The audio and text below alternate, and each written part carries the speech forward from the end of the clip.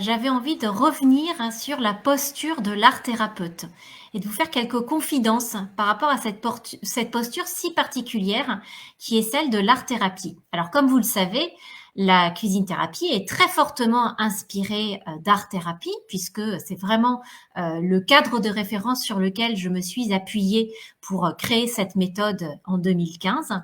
Et donc l'art thérapie, c'est quoi? C'est proposer un détour par un médiateur artistique, ce médiateur pouvant être le théâtre, la peinture, la danse, l'écriture ou encore le conte, pour permettre à des personnes de se reconnecter avec elles-mêmes et de aller toucher un certain nombre d'émotions. Donc l'idée de l'art thérapie, c'est vraiment de proposer ce détour créatif pour bypasser le mental, pour déverrouiller finalement le mental et être vraiment dans quelque chose de très corporel et de très émotionnel. Donc c'est vraiment ça le principe de l'art thérapie. Et donc en cuisine thérapie, c'est quelque chose dont on s'inspire énormément puisque notre parti pris en cuisine thérapie, ça va être justement d'inviter des personnes à se mettre en improvisation culinaire pour les aider du coup à se reconnecter avec des émotions, des sensations, des choses qui sont importantes pour elles et pour les aider finalement à mieux se connaître en verbalisant leurs difficultés ou leurs questionnements par l'intermédiaire de quelques ingrédients. Donc c'est vraiment ce qu'on appelle un langage métaphorique, c'est-à-dire que la création culinaire va servir de base pour échanger avec le thérapeute. Et en fait, là, il y a déjà quelque chose de très important en cuisine thérapie, tout comme en art thérapie d'ailleurs, c'est qu'on n'est pas en face à face avec un thérapeute, on est vraiment dans une relation triangulaire. C'est-à-dire qu'il va y avoir l'aidant, l'aider, et puis la création culinaire. Et c'est vraiment ça qui va faire que la personne n'est pas confrontée face à quelqu'un et uniquement dans la verbalisation, mais elle va être dans un langage beaucoup plus large, qui n'est pas qu'un langage au niveau verbal, mais qui est un langage de tout le corps, un langage qui embarque l'intégralité de la personne, puisque elle va se déposer par l'intermédiaire d'une création culinaire. Donc c'est beaucoup plus large et c'est en particulier très adapté pour des personnes qui n'auraient peut-être pas eu envie ou qui étaient peut-être un petit peu réfractaires pour aller voir un psychothérapeute, puisqu'il n'y a pas que le langage qui est utilisé en matière de cuisine thérapie. Alors, je salue toutes les personnes qui nous rejoignent, donc Mapi, Marie-Hélène, Nathalie notamment, pour vos retours par rapport à ce que je suis en train de dire.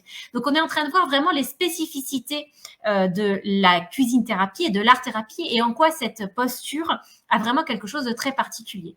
Alors, qu'est-ce que ça a de différent, par exemple, la cuisine thérapie par rapport à une psychothérapie classique? Eh bien, comme je vous le disais, on est sur une relation triangulaire. Donc, on a vraiment trois postes, notre regard est focalisé sur trois dimensions à la fois, l'aidant, l'aider et puis la création culinaire.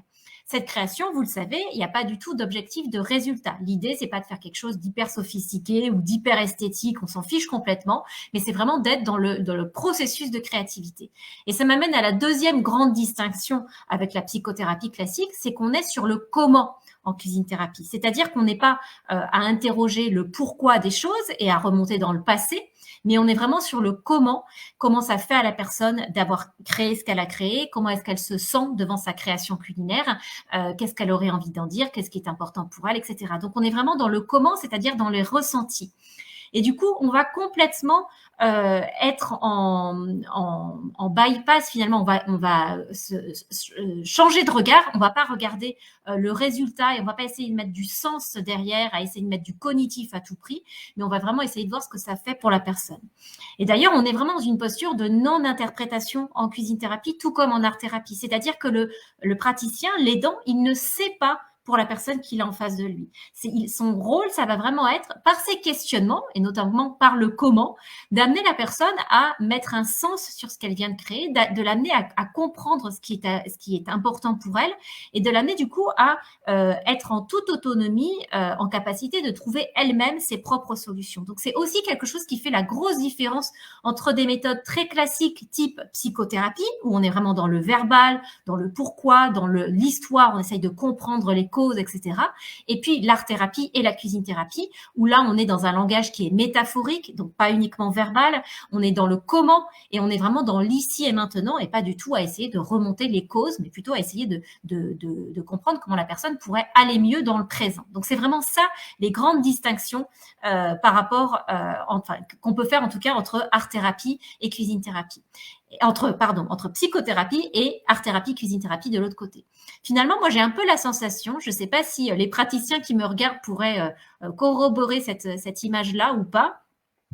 C'est qu'en psychothérapie, on est vraiment dans le mental, à tout crin. Donc, c'est vraiment le mental pour expliquer ce qui se passe dans le mental. Donc, on est vraiment dans la tête quand on est en psychothérapie. Et quand on est en cuisine-thérapie ou en art-thérapie, on est vraiment dans comment les émotions, comment le corporel, comment ce qui se passe dans le corps de la personne peut nous permettre de comprendre les choses, mais pas comprendre que d'un point de vue cognitif et d'un point de vue mental, mais comprendre de façon beaucoup plus holistique finalement. Magali qui dit génial, ça me parle. Effectivement, on n'est pas dans le raisonnement pur et simple en fait en cuisine-thérapie, tout comme en art-thérapie. On permet à la personne de faire ce détour. Et d'ailleurs, le terme détour est assez intéressant. On va pas directement là où il y a quelque chose qui bloque, mais on va essayer de contourner ces difficultés potentielles en proposant aux personnes de lâcher prise finalement, de se détendre par rapport à un objectif de résultat, celui de trouver, celui de comprendre, celui d'arriver à mettre des mots, etc. Et d'être juste dans le plaisir intuitif, ludique et décomplexé d'être en train de faire quelque chose en cuisine. Donc d'être dans le faire plutôt que dans la réflexion à tout crin.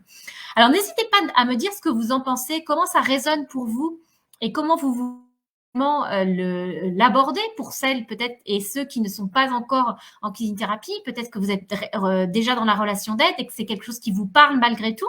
Donc n'hésitez pas à me dire. Marie-Hélène qui dit ayant été suivie par un psychiatre, je vois ce côté mental dont tu parles. Oui, c'est clair. Avec la psychiatrie, avec la psychothérapie, avec toutes les méthodes classiques finalement, on va être dans le verbal, on va être dans le cognitif. Et la puissance évidemment de la cuisine thérapie, c'est que on va être aussi dans l'émotionnel et aussi dans le corporel et pas uniquement dans le cognitif. Et en ça, c'est une posture qui est très distincte hein, finalement de la posture du psychothérapeute. C'est qu'on va vraiment essayer de comprendre ce qui se passe dans l'ici et maintenant sans y mettre de sens, sans interpréter, sans essayer de comprendre à la place d'eux, mais en invitant vraiment dans notre posture de thérapeute à accompagner l'aider, à l'inviter à trouver lui-même ses propres réponses, ses propres solutions, et finalement à lui donner toute cette autonomie, ou à lui rendre plutôt toute l'autonomie qu'il a à disposition. Donc, je serais très curieuse de savoir ce que vous pensez de tout ça. Si c'est pas là dans le live, j'aimerais bien que vous puissiez me le dire dans les commentaires pour que je puisse continuer à échanger avec vous sur ces sujets-là.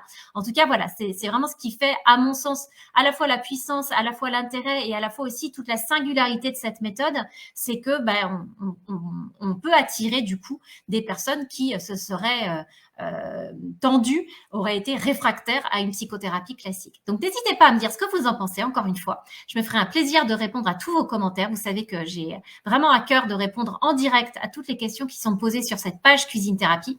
Donc, je vous dis à très bientôt pour de plus grands échanges autour de ce sujet. Au revoir.